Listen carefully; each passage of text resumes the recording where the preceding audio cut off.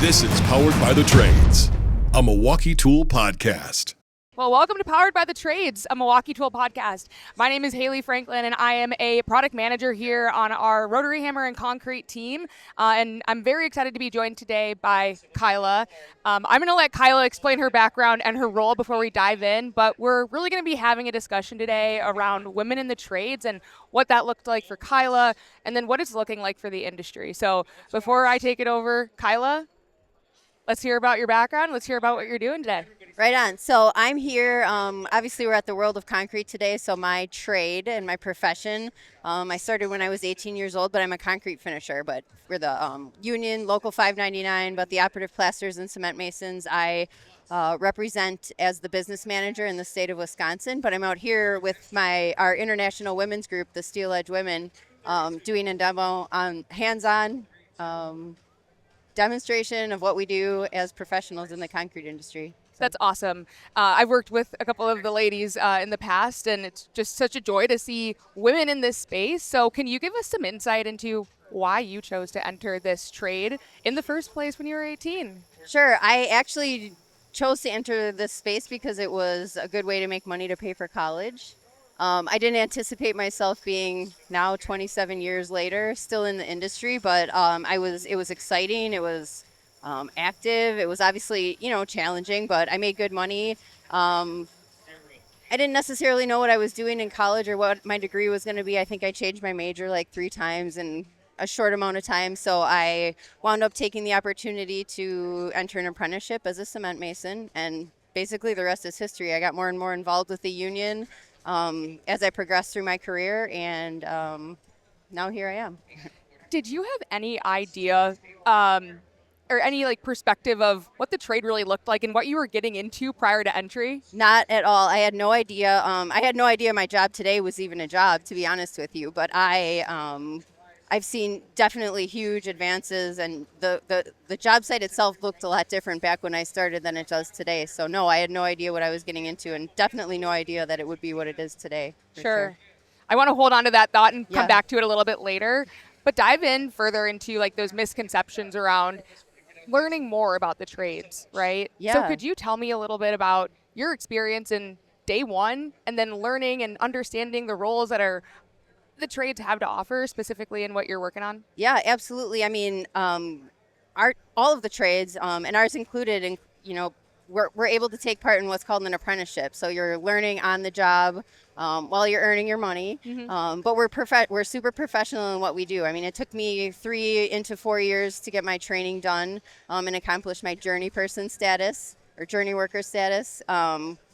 But we learn all about the material that we work with, the science about the material, safety on the job site, math to be functional, anything that we need to know to be prepared to be successful.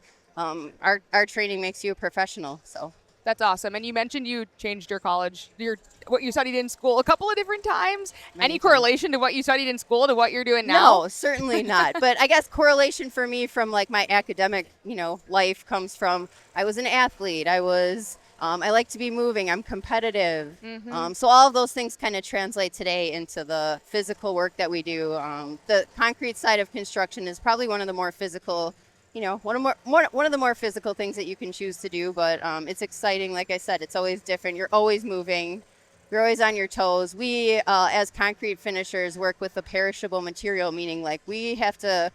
Concrete's not going to wait for anyone. Concrete's not going to wait right? for anyone, and it's timing, and it's all about, like I said, learning the science of the material and all of the different, variables. Sure. Weather, humidity, rain, shine, temperature, all of the different things, totally play a factor. So. I've worked with a lot of concrete finishers, laborers over my past couple years as I've been working with the company. And like I just said, concrete's not going to wait for anyone. But what I've recognized when I've been out in the field, there's not a lot of women that I'm working with when I'm conducting research as a product manager. A lot of males, a lot of tenure in the field. Can you help us understand and walk us through a little bit how you've seen women influencing this trade specifically, or, day one, what was it like as a woman in this industry to, fast forward to today?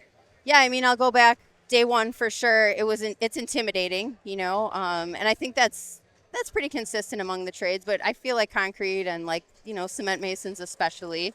I I feel like less women choose to do this kind of thing because, like I said, it's one of the more physical trades, and you might not see yourself as, somebody that's going to fit in or somebody that's going to be successful or maybe strong enough to do it. But one thing I did learn along the way is that the work doesn't necessarily get easier. You just get better at that. And that doesn't matter if you're a man or a woman. I can look back to things that I would definitely make me cry back in the first days of my, my career.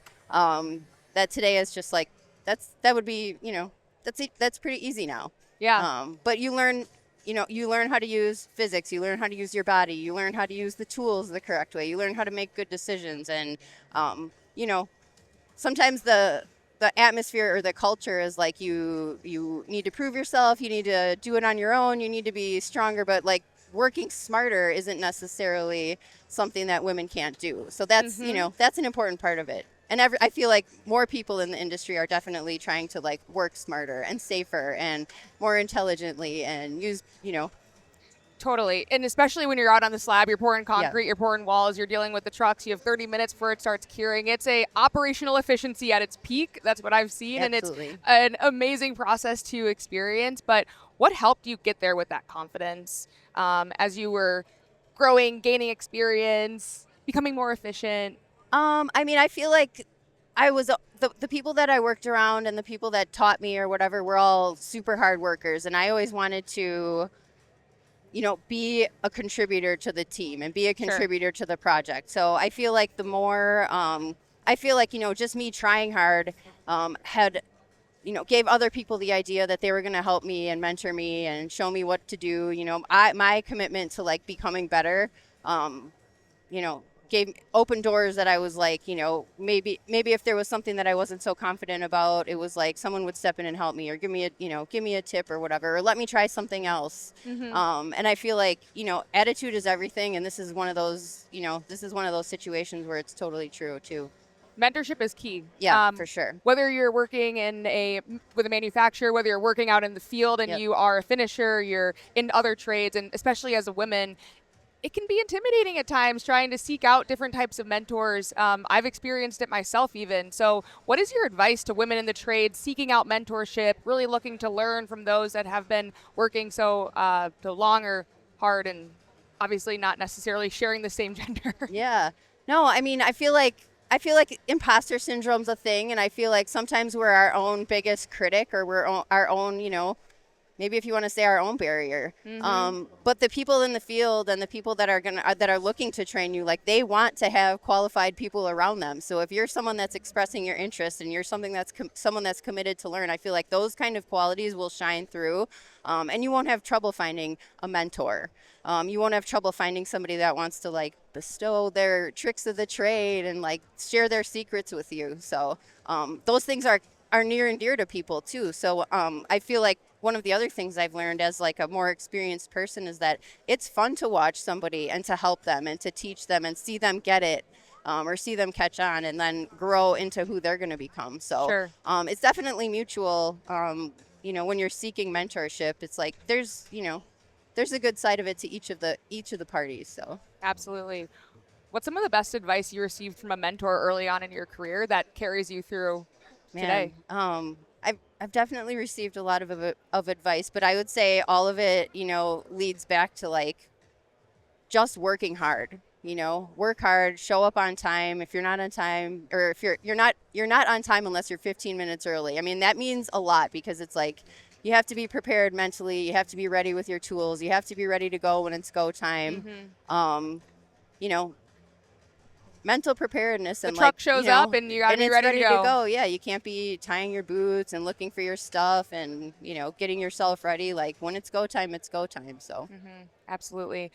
I want to take this time to shift into more discussion around what's happening in the industry today and really talk about some resources and what we're really looking at is you have so much experience in the industry as well. So let's talk about tools. You're obviously here on our Milwaukee Tool podcast. Yeah. What have you seen in a shift, especially being a woman in the trades? How have tools and equipment become more productive, safe, efficient, manageable throughout your time and experience? Wow. Yeah. Huge advances in tools.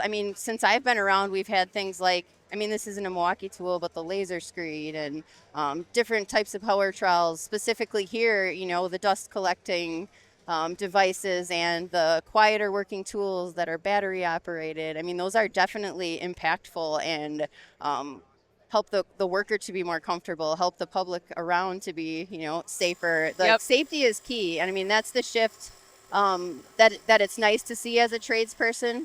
I remember, some of the first days that I was on a job, many of the first years, as a matter of fact, there was no specifications for collecting dust, concrete dust, silica. I mean, it's a huge, huge issue. But now all the dust particulate collection systems and suppression systems or whatever, it's more comfortable. I don't see people walking around that look like ghosts with silica dust all over their face and in every crevice. The noise pollution, things are quieter. There's a immense focus on protecting your hearing and that kind of stuff. Like I said, it gives you the workforce longer potential to be in the industry. It gives a less stressful environment to work with, and less liability for contractors. Absolutely. All that stuff is super important. So I think we've seen 10-11% of the trade is women as opposed to male. Do you feel like we're making strides in equipment that are going to support women entering the trades, skilled labor? Could you go into kind of your perspective there? Yeah, I mean, as far as tools and ergonomics is concerned, I mean, I know the battery trowel, for example, it's lighter, if we're smaller people, women are smaller typically. Anything that helps people be more functional is just a smarter way to do it, So when we're talking about hand tools, as far as ergonomics is concerned, different shapes of tools and different sizes works better for people functionally. So Absolutely. Having different options that work for your body, and then especially, the safety equipment too. I mean, all of that, like I said, makes a huge impact on how you go about your day and how you feel working and how safe it is for you to do your job. So how are you learning about these products? Have you been a part of mentorship programs during your apprenticeship? What type of confidence are you earning and learning through those trainings that you're going through? Yeah, so I mean, I suppose different. I'm authorized to train for OSHA, so I do get to stay in the know-ish and pretty close up to date. Working with material vendors and equipment developers like you guys. I mean, Milwaukee Tool is great about kind of spreading the word and sharing, you guys give our booth all the PPE that you can find. Yeah. And it's fantastic. But just having, the connections like I do, working through my trade hall and working with the apprenticeship programs or whatever, we keep each other pretty informed. And, it's good to see that there's that there are options out here for people. Sure. Are there mentorship programs available through trade organizations for women within your trade? Yeah, definitely. I mean, we have the Steel Edge Women, so that's a committee run by women for women. We meet quarterly, so we talk about things, if there's job site issues or if there's, just life issues that people have. And definitely some of the stuff that comes up is, you have gloves that fit? Oh, where do you find them? Oh, you have vests that fit? Where do you find them? What kind of boots do you wear? What kind of clothes, pants do you wear? All of that stuff connections. Yep, all of that stuff is important among tradeswomen. And we have in the Milwaukee area, we have in Wisconsin, we have a group called Empower. All different trades come together and chat about these same kind of things. Where do you find this? What works for you? What's comfortable for you? How do you handle this kind of a situation? So, sure. Yeah. You're mentioning, some clothing, some connections on ergonomics, durability. Yeah. What are those main pain points that you guys are discussing and are consistently getting brought up when you're at these chapter meetings for Empower or Steel Edge Women? I mean, sizing is definitely, an issue. I feel like that's probably the main pain point that people, for a long time, we're sick of wearing, pants that were shaped for men that don't necessarily always look good. I mean, I guess it doesn't matter what you look like as long as you can get the job done. But the reality is if you don't feel like you look good or you're not comfortable, that affects how you operate and that affects what you're doing. So, bumping into stuff that was, maybe attempted to be made for women sometimes you lost quality with that. And that's also not something, like, you don't want to put on something that's like, oh, this is great, it's pink, but it sucks. So it's really cool to see companies that are creating quality, definitely quality apparel and quality gloves and quality pieces of equipment that also are functional and that are, that are substantial. I heard from someone the other day, don't shrink it and pink it. Exactly. It's frustrating, right? It's something that, and as the trades and need for labor continues to progress, the need for this workwear that's going to fit right and it's going to be comfortable and is going to maybe even be flattering a bit, right? Is going to be the most important thing as we're pushing for more labor in the workforce. So. I know we're wearing the same pants today. I don't know if the podcast didn't see it, but we're both wearing these Milwaukee workwear pants.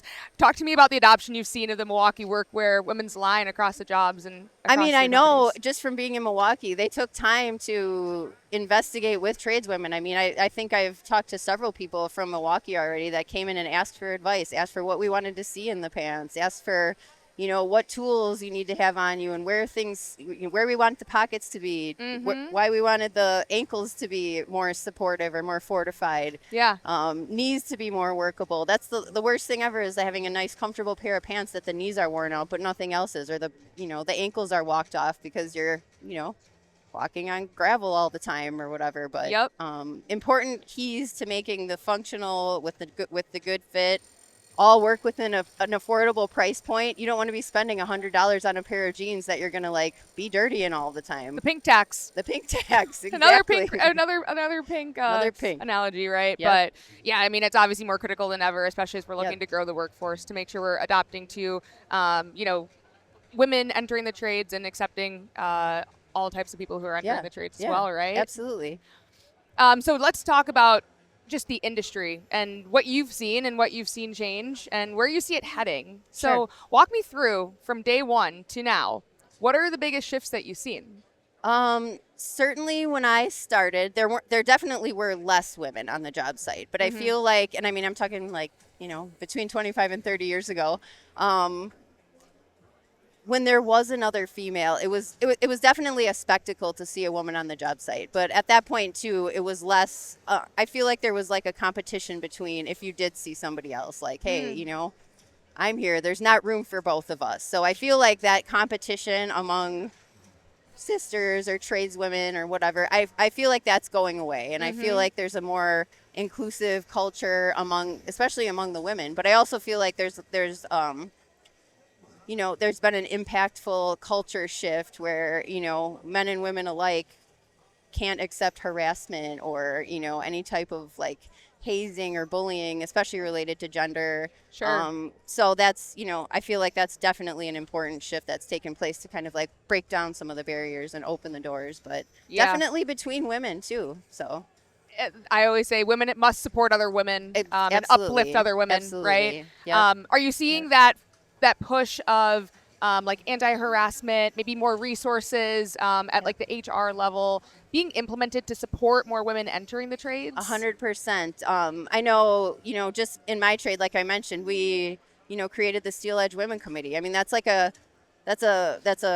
backed by, money and by resources and by, support from our leadership, definitely top down, for us to engage with each other and, bring us out here to do a live demo to prove that we can do it and give us chances to meet with each other. Our trade does it. Most of the other trades do it. And we all come together too at things like Tradeswomen Building the Nation and celebrate with each other and, just have all the powerful energy that we can muster. And it's really great to see that coming from all angles. Contractors too. I feel like the good, smart contractors are the ones that are looking to make environments inclusive by, showing support, encouraging people to, apply, giving women and other, other maybe not so represented diverse background people a chance to be on their team, and then also to seek leadership and promote those leaders within the industry. That's our trade. Definitely, I'm a business manager. I'm currently the only female business manager in our international. Wow. So that's cool, but I'm taken seriously and they're, everyone's supportive. I'm also not treated differently because I'm a woman. So, trusting us with the same kind of information and the same jobs that everyone else is trusted with. I feel like that's an important part of it too. I think back to what you initially said and some advice you had received early in your career is just working hard, right? Yeah. You know, just because you're a woman doesn't mean you can't, you know, you have to outwork a man. Doesn't No. mean, you know, it's a balancing act of making sure there's fairness and equity across every single day-to-day, you know, process and whatever you're doing throughout the job. So help me understand the process when you moved from the field into the office. What did that look like? Sure. Why did you want to take on a leadership role? For me, it was, I mean, it's different for different trades and different organizations, you know, even in trades like mine across the country. But in our local, our business reps are elected. So I had to be nominated and elected to my position as business agent. And then the same thing when I became the business manager, I had to be elected by the other members, so the other cement finishers, to represent them as their business manager. So what did that process look like for you in when getting elected? when I ran for agent, I mean, I had to spend time like calling people and telling them what I wanted to do and why they should trust me. And I mean, a lot of it comes from like the people that I worked with in the field trusted me because I was a quality craftsperson. And I worked my ass off. I gained their respect by being good at what I was doing and being a hard worker. Sure. And, I was interested in training people. I was interested in the communication part of it. So for me, just kind of like throwing my hat in the ring and seeking a different kind of like part of the work or part of the industry is just something not everybody really knows about. Not everybody's really interested in too. So I just kept learning about more opportunities available the more I kind of like jumped into it or opened my mind to it. And you just take a chance, and sometimes it works out, sometimes it doesn't. But absolutely. And especially some of those skill sets that, you know, women tend to possess that you can lean into jumping into a leadership role. Sure. I found myself in interviews leaning into some of those, you know, conversations and strengths of organization, time management, efficiency, productivity, Sure. multitasking, all of those things, which is so important as a leader. So with that in mind and knowing that you're really a voice for what this industry looks like right now, what do you see taking place over the next 5 to 10 years from a change perspective? You know, I feel like the industry really like looking into some of the barriers that still might exist fundamentally. Like, for example, especially when we're talking about women in the industry. I mean, our organization implemented maternity leave. So did most of the other trades at this point have a maternity leave. What comes next after maternity leave? Options for childcare and assistance. Just an attitude or a culture where you're not less valuable in the industry because you're a mother or because you're having children. So I feel like just a little bit of a mindset change. I mean, it's kind of a big mindset change, but stuff like that we pay attention to. Also mental health, like focusing on that sometimes it's okay to not be okay, and that doesn't make you a weak individual. But those are some of the major things that are like, I feel like as culture shifts that are taking place that are going to make it more accessible, especially for women, but for people in general. Absolutely. So. How can the industry attract more women? I mean, I think some of the stuff, like I said, showing that they support women in their roles, showing that they have leaders that are women at the table, making that obvious, making it known to women that they are welcome there. Because I know that no matter where I was, my biggest kind of like barrier was my own imposter syndrome. Like, ooh, man, I don't know if I'm meant to be here. Can I really go and do this? Or am I going to be good at this? I mean, showing them that you can be good at this, and, having us out here, pouring concrete where we were the ones that planned it out. We set it up. We poured the concrete. We did the communicating. Like, we can do it. And I feel like, making it hit home and, continually keeping it, in the forefront and in the spotlight that, anybody can do this that wants to. Absolutely. As you look at not only the the concrete finishing trade, the masonry trade, what about the rest of the trades? How do you feel like the shift of women entering the trades is adapting across the board? I mean, I know across the board, there's just the industry needs people in general. So it's like, this is an untapped 50% of the population. You know, I think you mentioned a number like 10%. I think within the trades, I mean, I know our apprenticeship numbers in the state of Wisconsin, like women hover more around 3 to 4% in the trades. Sure. I mean, that's a huge, huge window of opportunity for people. And as people, you know, men or women select different ways to go about their life, select less physically challenging, less, you know, our schedules are rigorous and demanding. You know, I feel like those kind of things, you know, we can't cut out women. We can't cut out half the population. So, Right. you know, there's only one choice is to, you know, make it known that we take anybody. Absolutely. Absolutely. I guess my last question I have for you, Kilah, before we wrap this up is what message would you like to share with women that might be listening to this that are interested in pulling that trigger and entering the trades?